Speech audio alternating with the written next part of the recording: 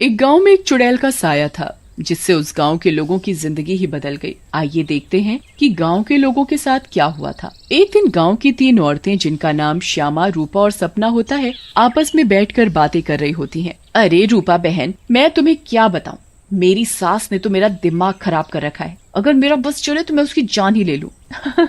अरे क्या हुआ श्यामा बहन, इतना गुस्से में क्यों हो? शांति मौसी ने क्या कर दिया? हाँ तुम घर में अकेली हो ना, इसीलिए इतने मजे से रहती हो। हमसे पूछो जिनकी सास है, एक तो खाती हैं इतना, रोटी बना बना कर मेरे तो हाथ ही थक जाते हैं, ऊपर से हर काम में कमियां निकालती हैं। सही कह रही हो श्यामा बहन, मेरी कहानी भी कुछ कुछ तुम्हारी तरह ही है। मैं तो जरा सा अपने मर्द के साथ बैठ क्या जाऊं, पता नहीं कहां से बुढ़िया को खबर मिल जाती है, वहीं आकर सर पर खड़ी हो जाती है। हाँ ये तो चिंता की बात है सपना बहन, मौसी को समझाओ, नहीं तो दादी कैसे बनेंगी। रूपा की बात सुनकर तीनों जोर जोर से हंसने लगती हैं। तभी उनकी नजर एक गोलगप्पे वाली पर पड़ती है। गोलगप्पे वाली बहुत ही सुंदर होती है, उसे देखकर तीनों से रहा नहीं जाता और वो तीनों गोलगप्पे वाली के पास चली जाती हैं। अरे तुम तो औरत होकर गोलगप्पे बेच रही हो। ये तो पहली बार देखा है। अरे तो बहन, इसमें बुराई क्या है, कौनो गलत काम थोड़ी ना कर रहे हैं, मेहनत कर रहे हैं। वैसे आप लोग खाओगे गोलगप्पे? बातें तो बहुत अच्छी बनाती हो, चलो देखते हैं गोलगप्पे कैसे हैं। उसके बाद श्यामा और सपना दोनों गोलगप्पे खाने लगती हैं और रूपा वहीं खड़ी हो जाती है। रूपा को ऐसे खड़े देख गोलगप्पे वाली बोलती है, अरे बहन, आप नहीं खा रही गोलगप्पे? क्या हुआ, कहीं आपको अपने फिगर खराब होने का डर लग रहा है क्या? अरे नहीं नहीं, ऐसी बात नहीं है, मैं बस बाहर का सामान कम खाती हूँ और कोई बात नहीं, इन दोनों को खाने दो। श्यामा और सपना गोलगप्पा खाने के बाद बोलती हैं, अरे वाह गोलगप्पे वाली, क्या गोलगप्पे हैं, मुंह से तो स्वाद ही नहीं जा रहा, मजा आ गया। ऐसे गोलगप्पे मैंने जिंदगी में कभी नहीं खाए, तुम तो रोज आया करो, मैं तो रोज ही खाऊंगी। हाँ हाँ हाँ बहन जी, ये भी कहने की बात है, अब तो मैं रोज ही आया करूंगी, नया नया काम जो खोला है। उसके बाद वो गोलगप्पे वाली वहां से चली जाती है और वो तीनों औरतें भी अपने अपने घर चली जाती हैं। अगली सुबह रूपा पानी भरने के लिए कुएं पर जाती है। वहाँ औरतें आपस में बातें कर रही होती हैं। अरे रूपा बहन, पता है तुम्हें श्यामा और सपना कहाँ है? कहाँ है मतलब? अरे अपने घर पर होंगी और कहाँ? आहा, अरे नहीं रूपा बहन, वो दोनों अपने घरों से गायब हैं। कोई कह रहा था कि उनका चक्कर चल रहा था मर्दों के साथ और उन्हीं के साथ घर छोड़कर भाग गई हैं। बेचारे उन दोनों के पति। रूपा को ये बात सुनकर बहुत गुस्सा आता है और वो बोलती है, तुम्हें शर्म आनी चाहिए, औरत होकर औरतों के बारे में ऐसी बातें करते हो। ऐसा कहकर रूपा वहाँ से चली जाती है। शाम को वही गोलगप्पे वाली गांव में फिर से आती है। चीनू और टीनू नाम के 2 मंचुले उसे देखकर बोलते हैं, अबे टीनू, वो देख क्या लड़की है, एकदम एक नंबर, ये तो तेरी भाभी बनने लायक है बीड़ू। सही कह रहा है चीनू, लेकिन इसमें थोड़ा गलती होने का, ये अपन की नहीं, तेरी भाभी बनने लायक है, समझा क्या? फिर वो दोनों गोलगप्पे वाली के पास जाते हैं और बोलते हैं, ए गोलगप्पे वाली, क्या गोलगप्पे खिलाएगी हम दोनों को? आप दोनों भी कैसी बातें करते हैं, ये गोलगप्पे क्या मैंने पानी भरकर होली में मारने के लिए रखे हैं? आप बहुत मजाक किया हो मेरी तरह। वैसे क्या नाम है आपका?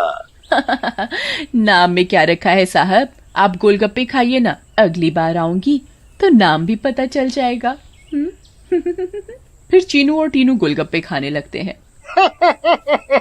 वाह, क्या गोलगप्पे हैं, इतने टेस्टी, लगता है तुम्हारे हाथ चूम लूं। मजा आ गया, मजा। फिर टीनू और चीनू गोलगप्पे वाली के सारे गोलगप्पे खा जाते हैं। अरे आप दोनों तो बहुत सारे गोलगप्पे खा गए, कहीं आपका पेट ना खराब हो जाए। कुछ नहीं होगा हम दोनों को, हम दोनों का बॉडी एकदम स्टील के माफिक है। वैसे कल आएंगी आप यहाँ? लेकिन गोलगप्पे वाली कुछ नहीं बोलती और वहाँ से चली जाती है। रात में ज्यादा गोलगप्पे खाने की वजह से टीनू और चीनू के पेट में दर्द होता है। हाय रे, मर गया। अरे टीनू भाई, ये लड़के का चक्कर अपन दोनों के लिए भारी पड़ गया रे। बहुत तेज दर्द हो रहा है पेट में। सही बोल रहा है भाई, अपन के पेट में भी बहुत गुड़गुड़ गुड़गुड़ सा हो रहा है और टॉयलेट तो कई बार होकर आया। मर गया रे, फिर से आ गई। टीनू और चीनू दर्द के मारे पेट पकड़कर बैठे होते हैं। तभी वो गोलगप्पे वाली उनके पास आ जाती है और बोलती है, क्या हुआ मेरे आशिकों, ऐसे क्यों बैठे हो, पेट में दर्द हो रहा है क्या? तुम्हें पता था कि क्या मिलाया है तुमने इसमें, बताओ। लेकिन तभी गोलगप्पे वाली चुड़ैल के रूप में आ जाती है। उसे ऐसे देखकर टीनू और चीनू दोनों घबरा जाते हैं और भागने लगते हैं। ये क्या हो गया अपन लोगों के साथ? हम तो परी समझ रहे थे, ये तो चुड़ैल निकली। अब हम क्या करेंगे? भागो रे भागो, अपनी जान बचाकर भागो। अब हम क्या करेंगे? करेगी तो ये चुड़ैल, अगर हम यहाँ से नहीं भाग पाए, इसलिए भागो यहाँ से। लेकिन चुड़ैल उन दोनों को पकड़ लेती है और मार डालती है और वहाँ से चली जाती है।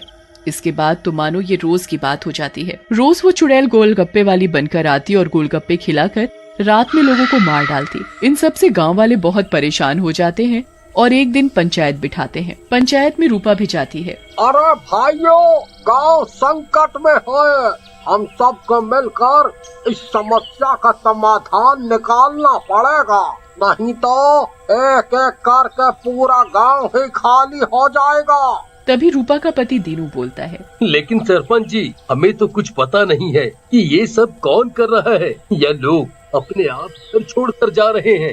सही कह रहे हो दीनू बेटा, लेकिन हम ऐसे शांत तो नहीं बैठ सकते और अपने गांव वालों को जाने नहीं दे सकते। हमें कुछ तो करना ही होगा। हाँ। फिर पंचायत में कोई भी फैसला न निकलने पर सभी गांव वाले अपने अपने घर चले जाते हैं। उसी दिन दोपहर में चुड़ैल फिर से गोलगप्पे वाली का भेष बदल कर गाँव में आती है।